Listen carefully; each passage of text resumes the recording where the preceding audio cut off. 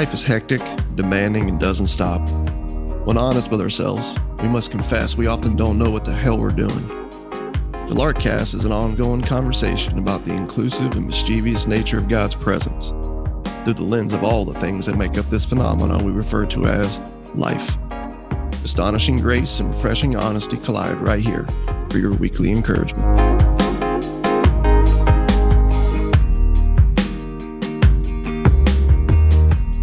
Welcome to the Larkcast. That's my favorite part of the Larkcast, man. It's whenever I get to the welcome. Yeah, welcome, all of you out there. Glad you are with us. If you are watching this on our lesser known output of YouTube, you'll notice a new smiling face with me this week. Mr. Josh Chevalier. Chevalier, that's a fun word, right? Yes, it is. Good French word. Good, strong French word. Yeah, man. Got those, like Louisiana roots, right? Oh, yeah. This Cajun roots. Got the best food in the Yeah. world, my friend. I I ain't gonna. I mean, I'm not gonna put it as the number one in the world, but it's definitely like in my top five, for sure, Okay. for sure. Hey, it's big coming from you, top five, and Oh, a guy dude, that's got Snoop Dogg's cookbook in the background. I mean, that's pretty big. I do. I got a number of cookbooks back here. Some people sometimes look at our screen and they're like, "Dude, what are all those theology books you have?" I'm like, "Well, there's a few, but the rest of them are cookbooks." Yeah. Some Ernest Hemingway. And Martha Stewart. Yeah, some books on humor. But yeah, man, glad you're with me. For all of you out there who don't know this, Josh and I have been friends for over a decade. Met in Tampa. I know the Cajun roots for you, but you know, as far as you personally, right? You're a Florida kid like me. And Yep. anyhow, you know, one of these days here, one of these days in the future, love to get Sarah and you and I together, man, and really get into your story because it's a good story, man, of finding and sharing freedom in your new venture now, like with the Lark team. You've recently resigned and left the formalized church world as uh, as I did, man, to step into raising support and spending your days, man, just loving on people, having conversations, hosting conversations, helping people host the conversation of grace. So, man, just shout out to you and the missus and the kids, man, and you know you jumping in here, man, and just being a part of the mix, dude. Yeah, man. I'm excited to get into my story eventually, but it is a crazy journey to I feel like when I met you 9 years ago, this is probably a journey I should have taken. And then I got back into the formalized church world for 8 years, doing college ministry, and which was both good and frustrating. And on this side of it, there's stuff to detox from in that world, and there's a lot of good things to latch on to. So excited for our conversations in the future, and excited for the one today too.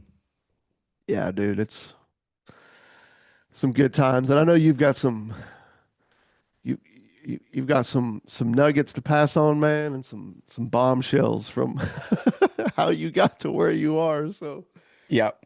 I know that's a conversation for another um for another time. But today we're going to be diving into something. And there's going to be, you know, you this week and Tony and some others who will be joining me on this little I don't know, maybe 8-week journey in the podcast here. Basically just taking a look at truths to live by. That's probably the best phrase I could give it. Truths to live by. A pathway, you know, you can almost say, to living free. And what it consists of, for all of you out there listening in, is it's a decade of study and practice, trial and error, you could say, of the shifts that we have to make. right? As the scriptures say, the renewing of the mind from believing A, right, to seeing and believing, right, B. And what I have found over the years is there's, it's not a lot of things, but it consists of around, I don't know, 7, 8 truths that and once you see what you've, right, in the words of Jesus, you've heard it said.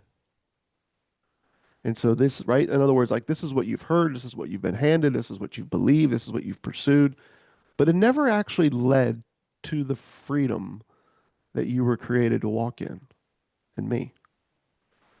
Well, that's because what I actually said, it's again, Jesus, is this. And man, it's hard to see.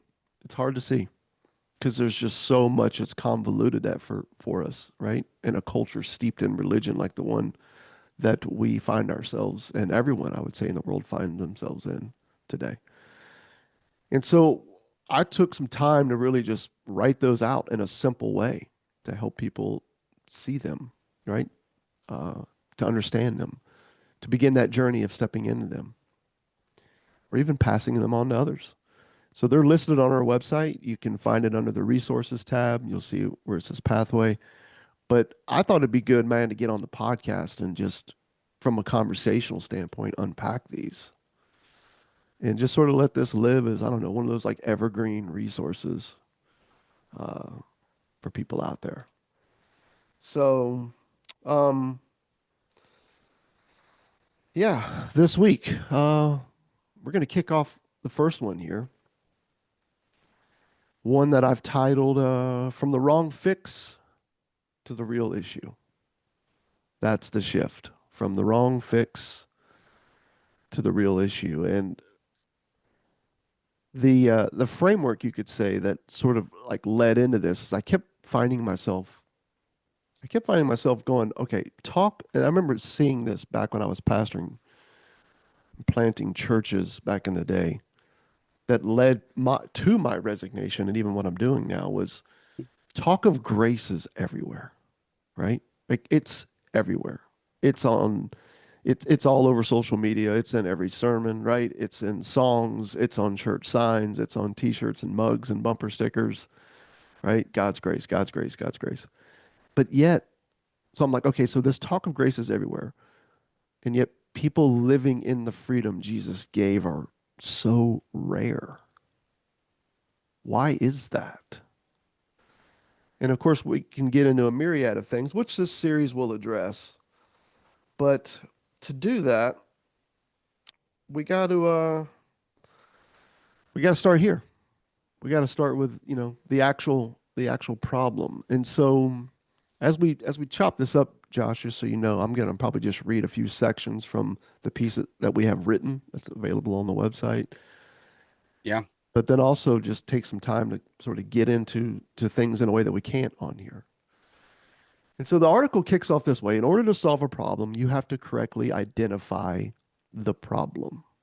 This is where we must begin if freedom is our hope, our goal, the life that we actually want to experience. Because if you get the problem wrong, you'll get the solution wrong too. And when that happens, you end up applying the wrong solution to the wrong problem, leading to more problems on problems on problems. As Jameson says, it's like taking pain meds for a chronic condition caused by bad habits. It works for a while until it doesn't. So we never wind up satisfied, at ease, or filled with assurance. We just live with a low grade pressure, like a fever, humming beneath everything, especially when it's quiet. So we either sink into a madness we call happiness or bounce from one spiritual fix to the next. Okay? Here's what I mean. At the center of reality, right? At the center of reality isn't a throne demanding performance or a system requiring obedience. It's a table. A father, son, and spirit laughing, loving, delighting in each other. A friendship, not a hierarchy, not a program. It's called the Trinity. And it's not just a doctrine, it's your origin story. Yeah. Yeah, in Genesis 1, it says that we were created in the image of this Trinitarian God, not to become good enough, but to share in what they share, to live in the freedom that's found in being dependent upon Him, right? But that's not the story we were handed. It's not the story I was handed. It's definitely not the story of the people who were a part of that documentary that's really popular right now on on Amazon, Shiny Happy People season 2. Definitely not the story they were handed. And from my understanding, Josh, in your story, that is not what you were handed either. Yeah, no, not at all. And it's interesting. I mean, I don't think this is the story that even the people that Jesus stepped on the scene with, like the Yep. early the Jewish people. Like if you think about that, like I think in the Old Testament, God is referred to as Father maybe 15 times, and then you get into Jesus, and you have like 185 times that I think he refers to God as his father. And you see the shift that it feels like he's making. And again, this is something that's always been there, but I think something that Jesus came to reveal is that God is a father. He's not this object that you can't relate with or be Mm, with or have in relationship. And so, in a father relationship versus a king or master relationship is massively different. I think in how you engage it. And I think that's part of what we're talking about here when we talk about problem and solution and the wrong problem and the right problem of it. Well, the solution is God as father in this intimate relationship that's always been there. yeah. Yeah. It's lost, right? Yep. Father for a lot of people is not a word that evokes security, comfort, right? Love, Yep. Yep. compassion, presence. I mean, just, studying human history and even current, right? Anthropology, if you will, right? Like just the study of humanity today, now, how we live. It's yeah, it's a word that carries a lot of baggage. Yeah. And it's now of course in the beginning that wasn't the case. In the beginning, I think is where we see where the idea of the Father got off track, right? Yeah. And it's so important that we begin there because when you go to Genesis, like chapter 3 to 4, there's two trees there, right? One gave life, right? The other was about knowledge. And the one that led to death, yeah, it wasn't called the tree of rebellion. it, it, it was the tree of knowledge of good and evil. And for some people, they're always like, well, dude, I don't get like why that tree was there then, like if it was going to lead to an issue. And I think we have to just know that God knows more than we do. And that tree was there and exists for a reason. And that reason wasn't for us, right? Like that tree, it wasn't for us because, and here's the thing, because the desire to know, which is what it represents, right? To have control over our destiny and the destiny of the world, is not something we were built for, which means it's not something that we can carry. Believing it is, however, is the timeless delusion that unravels the freedom faith was meant to bring. Hmm. And that illusion, right? That desire to know all, to be God, which is what Adam and Eve ultimately desired, because of their misunderstanding of what this God is like, um, it still shapes everything, right? It's why we see ourselves in the world as it's not. And it's not because we're dumb or hopeless degenerates. It's because we've been handed, I'll always say, just plausible sounding lies by others trapped in the same insecurity that comes from not seeing the Father for who he is and trying to have a control that we don't have. We'll never have. We're never meant to carry. And God never asked us to carry, right? So I think it just all ties right back to what you're talking about, man. Like just that delusional idea of the Father leads to us not just, being misinformed, like we're straight malnourished, man. It leads to a world where people are starving for connection. Um, that replaced the table, right, with a task list. Yep. That's probably the best way to put it. Yeah, and what's interesting, I mean, the picture that you have for this article, the image is one of basically an eye chart. And I think for us, perspective is everything. And one of the things that I've learned throughout life, there's this in the coaching world, there's this idea of three laws of performance. And the first law of performance is how a situation occurs to you determines how you perform. So Mm, essentially, it's your perspectives shape your choices. So if your perspective on God is one that his connection or his love is held captive by his justice or his wrath or whatever, then you are going to feel like you have to earn this stuff, right? You're going to have to perform or you're going to have to improve or prove yourself. And when from the beginning, like you said, like it's really always been about trust, right? His love has never been held captive by something else. It's always been available. And for him, he's just wanted us to trust that. And, with these two trees, the tree of knowledge of good and evil, it's like, man, what's this idea? Hey, don't eat from this. Trust me with what's good and what's right and what's beautiful in the world. Um, but when we decide not to, or we have this other perspective that God's holding out on us, that his love is held captive, that we have to earn things, then things go awry pretty quickly because our perspective, again, shapes our choices both with God mm, and how we interact with the world around us. dang. Who would have thought, right? Who would have thought that that the scriptures knew what they were speaking about when it constantly refers not to the fixing of your behavior, the overcoming of your humanity, as if that was ever the problem, Yep. but instead just continually speaks to the renewing of our minds, Yep. right? Like Absolutely. repentance.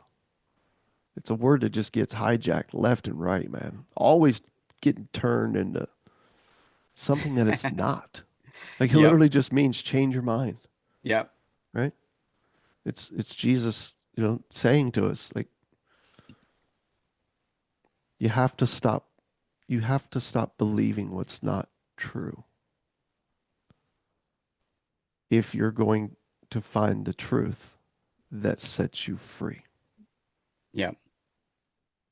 Yeah, that's at least where my mind goes with it. Yeah, absolutely. It's good. And it seems to be like where the gospel enters the picture, right? That's Yep. what the Bible calls good news. It's not just another religious option.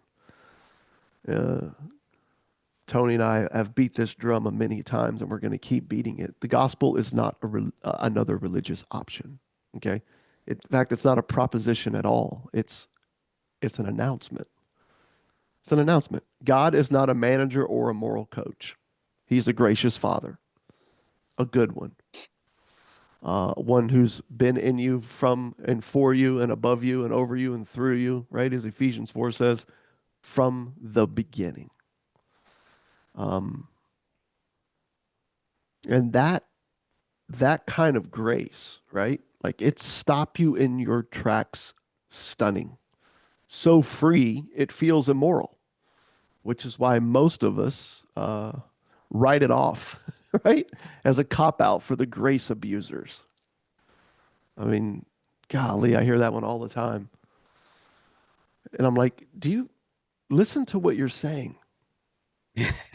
Right? Because I used to be the guy that was yelling at the grace abusers Yeah.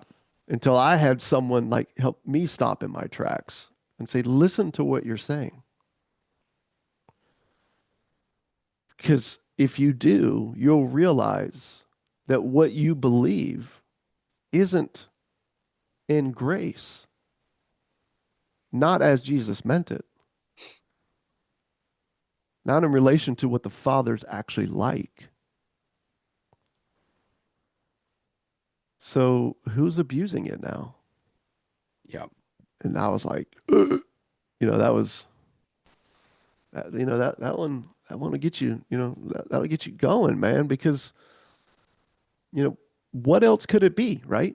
What else could this grace be? Because anything less is just another failed attempt to earn belonging that was never up for negotiation, right? And God isn't playing that game. He's not playing that game because he alone is the covenant maker and the covenant keeper, right? We find that in the scriptures.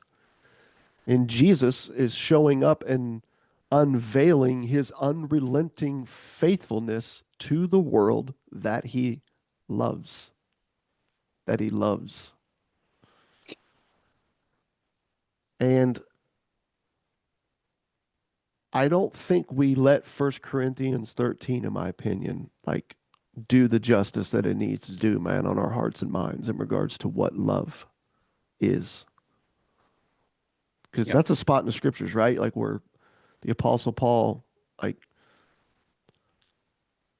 under the Spirit's influence, right? Like he tells us this is what his love is like. Hmm. Yeah. Well, I mean, it's just so crazy. I think when we talk about love, we so quickly go to what our own ideas of what love actually is, and we transport whatever it is we think that it is instead of letting the scriptures define it. I mean, that's some of the best conversations we had early on. Back when I met you in 2016, it's like, Yeah, well, what is love? And it's like, the scriptures seem to define it. And it's not only in First Corinthians 13, right? right. John 13 too, where Mm-hmm. Jesus says, now showing them the full extent, or John says this, but he says, now showing them the full extent of his love, he bends down and washes his disciples' feet.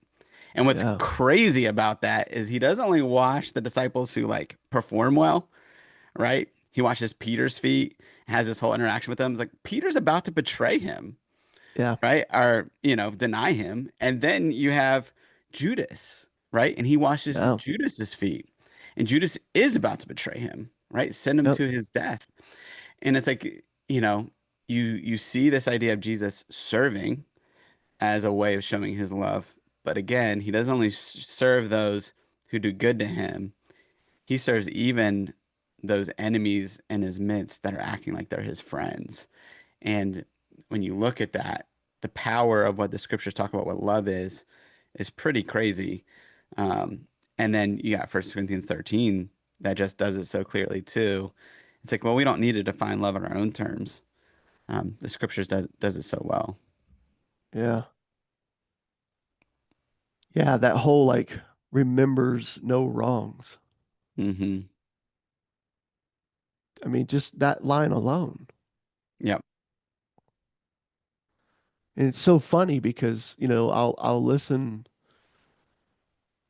you'll listen to people and I do this myself where you hold up in front of them, right, something they've done wrong and like using that against them while saying I love you. Yep. Or how about like, man, I just love God, dude. I love God.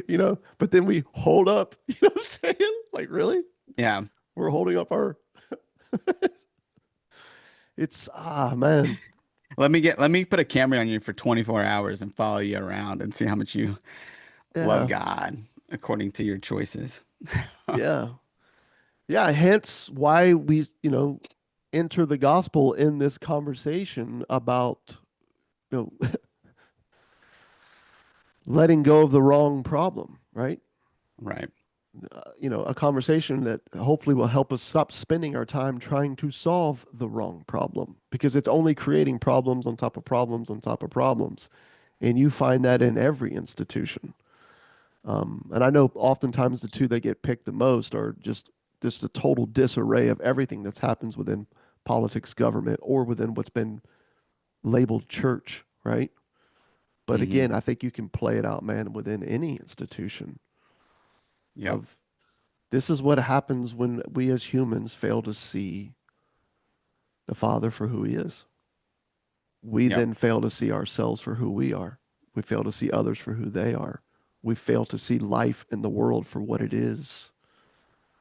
And then we run out with a sense of, you know, we run after endless knowledge, that tree of knowledge, to gain the control we need to achieve the destiny, right? The self, the society that we've imagined, Yep.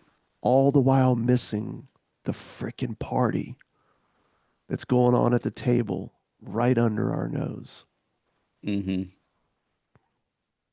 As Yep. people who find their existence in Jesus, who brought us to the table, Mm-hmm. right? It's like, man, we're a fickle people and yet loved, right? And yet loved. I think it's why Jesus doesn't show up, right? Like to improve our strategies that we've had in mind. Like he straight up comes to end our striving, Mm-hmm. right? Yep. Uh, he comes to help us, you know, trust a God. Like, I mean, how do I put it? When you see what he's revealing, right? When you see the Father he's revealing, like you know that you can trust a God this good because Jesus is unmasking you, right? He's unmasking Mm-hmm. me. He's pulling the wolves from our eyes so that we can actually see the Father the way he does. So we can Mm-hmm. finally trust the Father the way he does. So we can live into the freedom, right? That we have as people who find their existence in him. Mm-hmm. And, in writing this out, I find myself sitting there and then I wrote this, you know, do you see it? Right. And when I wrote that, just to be clear, I wasn't writing that like for the for the audience. It was actually for me. Right. And then I was like, oh, but of course it also, works for those who would read it, those who are listening now. But it was Russ, do you see it? If you start with what you think is the problem, okay, with you and others, with the world, right? If you start with what you think is the problem, then Jesus offers no real solution. He doesn't. And I know that because I still struggle. I'm sure you do too. I'm sure everyone else listening to this does. So if we think the problem is like our disobedience, right? Instead of our distrust, then Jesus, again, doesn't really offer any tangible solution because we're still struggling with disobedience, even to this day. To quote the Apostle Paul that we've already, quoted on here again, in his own words, I continuously do what I know not to do, right? And Yeah. continuously do, you know, don't do what I know to do, Mm-hmm. right? It's goes to the Lord pleading with this thorn in his flesh. Yeah. A lot of theologians believe it was probably some struggle that he had. Um, they might have just been just too embarrassed to say out loud. And the Lord responds to him, my grace is right sufficient. Yeah. So Well, again, I was like writing that. Let me just say this really quick. Like, do you see it? If you start with what you think is the problem, then Jesus is no real solution for you or the world. But if you start with Jesus as the solution, then you start to realize the real problem, right? Isn't our effort. It's not our weakness, our lack of knowledge, or our failed performance. It's our misunderstanding of the gracious God who holds us.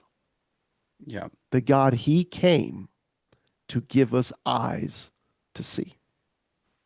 Yeah. Well, I love that section of Paul 2 in Romans 7 where he's like wrestling with this, right? He's going back and forth. Like, I don't do what I want to do, and the things do, I don't want to do, all these things, right? And it's like, Mm, it's like as he's writing, you can feel this tension within him, and then it turns to Romans 8, right? Where he says, "Therefore, there's now no condemnation for those who are in Christ Jesus." And it's like this reminder of what is true, right? And this trust that he Yeah. has and who God is and who Jesus is for him. And I think one of the great things that we've seen over the last 60 or 70 years is really with the word around faith in the scriptures, right? Where it really talks about when it says faith in Jesus Christ, a lot of times what it's saying is the faithfulness of Jesus Christ Yeah. and this reliance on what Jesus has done and not on our own performance or those type Yeah. of things, right? And that's what Paul is constantly getting back to is Yeah. it's the faithfulness of Jesus. And so even the trust or, if we think the problems are disobedience versus distrust, it's like, no, this whole thing all throughout is about moving from distrust to trust. So even Yeah. on the other side, it's not about your obedience. It's about trusting the obedience of the one who did what you could not do, Yeah. The one who right? actually loved loved the Yeah, Father in a way that we haven't, right? yeah. The one who Um, walked in what is true in a way that we haven't. yeah, totally. And yeah, oh man, this is just throughout, this is littered throughout the scriptures, littered throughout the Yeah. gospels. You think about even in Jesus' baptism, right? He comes out of the water and his voice comes from heaven and it says, "This is my son, whom I love, with whom I'm well pleased." Yeah. Well, let's talk about this. What did Jesus do to please God really in any way? He hadn't performed any miracles, right? Yeah. He hadn't done anything crazy in ministry. He hadn't given the Sermon on the Mount. No, like Yeah. God just loved him and was pleased with him. And what I love to go back to, you know, the end of John in John 15 is, Jesus says, "As the Father has loved me, so have I loved you." Yeah. And it's like, oh, this unconditional Yeah. love, no strings attached. It's not based on performance, not based on what you do or don't do.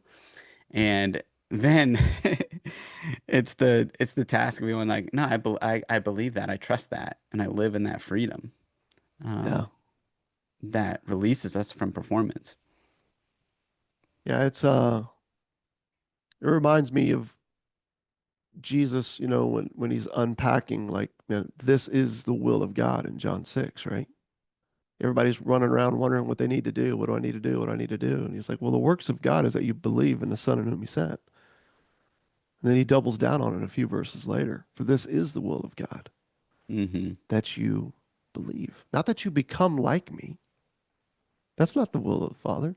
The will of the Father is not that you become like me, that you become something more, something better. He's looking at everyone and he's going, the reason I'm here, the will of the Father, who's that, right? Of whom I am one, in coming here, becoming flesh, living and dwelling among you, is to help you see God for who he is. Hmm. So his will is that it's that you believe me. You Hmm. believe me when I say this is what he's like. You believe me when I say this is who you are. Yep.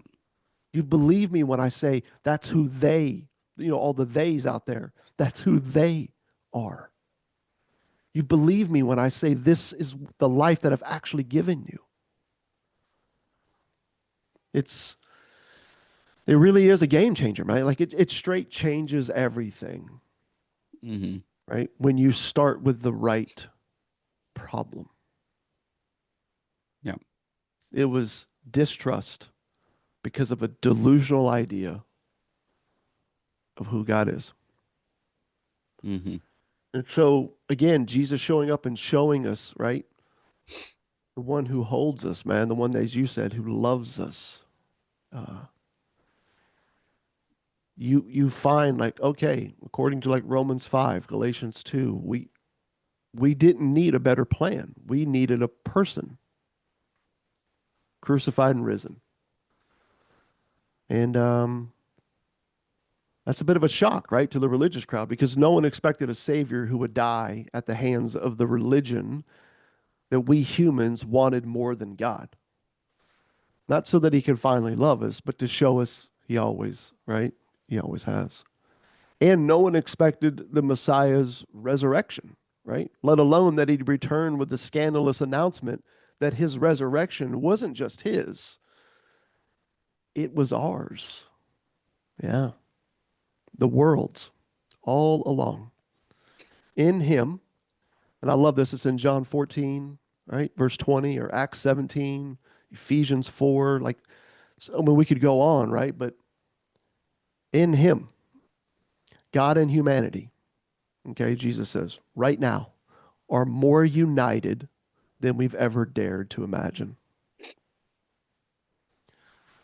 which is uh which is again the truth that really does change everything. It does. It brings about, I feel like I think in starting with the right problem so that we stop pursuing solutions that only bring more problems. Um,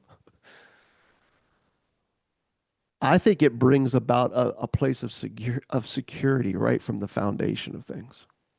Yeah. Right? Like that's the reason why this is the first article, right? The first podcast in this series, in this pathway for living free. Because everything, right, like builds from here. Yeah. I think one of the big flaws in modern Christianity is just this obsession with this idea of eternal security. Like, Yeah. where do I spend my life, right, in heaven? And I think you can to be in heaven one day, which really it feels like this whole thing is about being united with God, right? And One united day. with Yeah. yeah. And and the way that the scriptures actually talk about this idea of whatever you want to call it, salvation, Yeah. the Eternal gospel, the good life, news, Jesus yeah, says. eternal Yep. life. It's relational, right? Yeah. And I think when you make it about eternal security instead of relational security, like you Mm, just get off into these other places that the scriptures don't actually talk about. Like, Jesus doesn't talk about heaven and talk about the good news of the gospel. Neither does Paul. yep. And but he does talk about being united with Christ. This is the point of baptism. This is Romans 6, right? Yeah. Like that you've been united with Christ both in his death and in his resurrection. Yep. And I think when you make it about union with God, this relationship, this reconciliation that he's made um, in the world, then it really is a game changer because you make it about the right things, which is about his Yep. love and about trust, not about disobedience or disapproval. Um, and I think in the end, it just kills the myth of separation, right? And really Yeah. shows us that this whole thing has been God, helping us see Yep. what he's always offered, Yeah. which is belonging and grace and a home Yep. and union and being united with him. And that's a hard one, man, for the religious world because I've been there to grab onto because again, that going back to the garden, that delusional idea of him, the right, the love for control, the pursuit of knowledge. It allows me to be able to put me in an in camp and put others in an out camp. And then it Hmm. gives me a sense of control and belonging around what I'm doing to what I did to get in and what I'm doing to stay in. And of course, what I'm doing to help others get in. Yeah. And we start to find like our security, right? Like in these ideas. And we don't realize that our faith is actually not in the God that Jesus revealed, Yeah. which isn't worth that much. So it's definitely a road to run down, man, for sure. And I think you hit the nail on the head. The relational security, the eternal life, meaning right now, the way of life in Him, now and forever, Yeah. right? Yep. And I know you've talked about this with me in the past. I'll just say this quickly before we sign off on here, but just I know what you've seen and um, in having children and adopting a son, right? Like there's something really to be said, man, that like modern psychology has been looking into, like the power of this relational security from an early age, knowing a love that's present that you awaken to, not a love that you gained or therefore a love that you could lose because of Yep. what you do, is night and day in regards to the impact it has on someone's life, Yep. right? 100%. It's so funny when, I mean, no surprise, but when social science and psychology, these other parts of life start to connect with what the scriptures have always said and go like, man, Hmm. this is like when you mess with these things, right? When you make love something that is conditional, it will Right. wreck whatever relationship it is that you have, right? Marriage, family, you know, friendship, whatever Yep. it is, it's not no longer love, right? It's Best way to put it. something else. Yeah. So, Yeah. If and I'll just say this. I love how you hit earlier on Galatians 2:16, right? Like it doesn't say that we're justified by our faith in Jesus. It says that we are justified yep. by the faith of Jesus Christ, the one who lived the life we couldn't. Hmm. And through his resurrection, united himself in us forever, right? Like, man, it's like when you start with that understanding of God, like you discover a grace when you let it mean what he means, right? It's through that that you see what he's like. It's through that that you see a love that's unconditional, already present.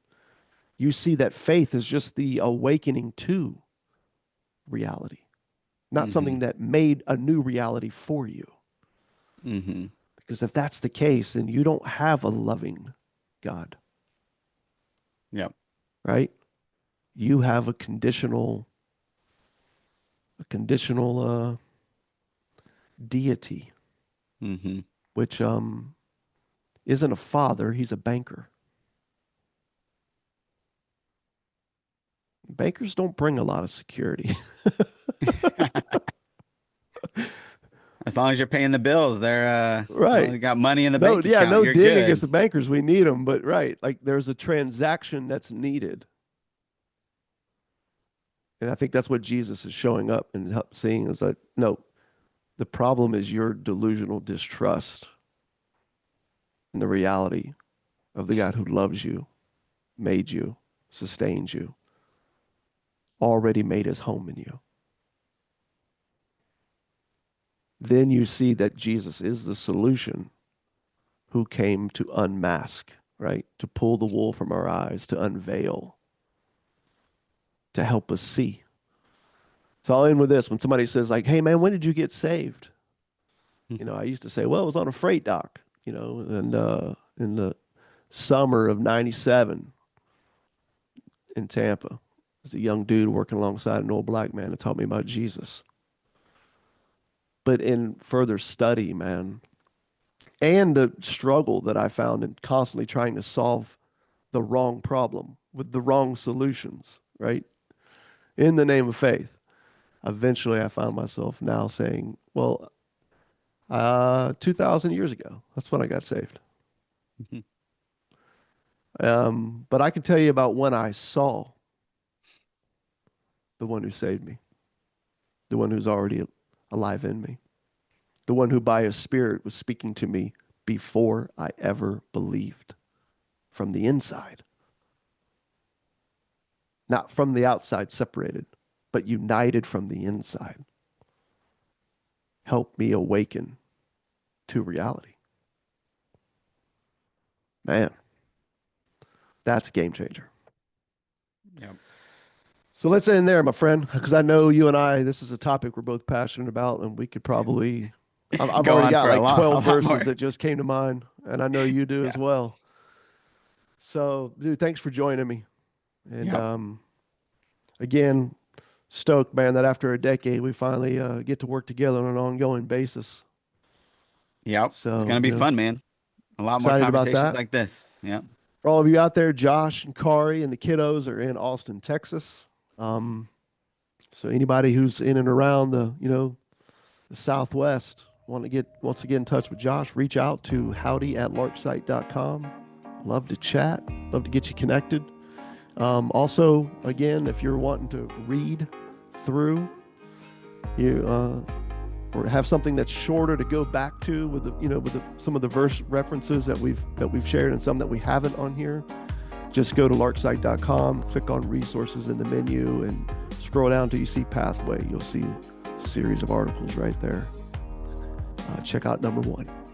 And yeah, till next time, my friends.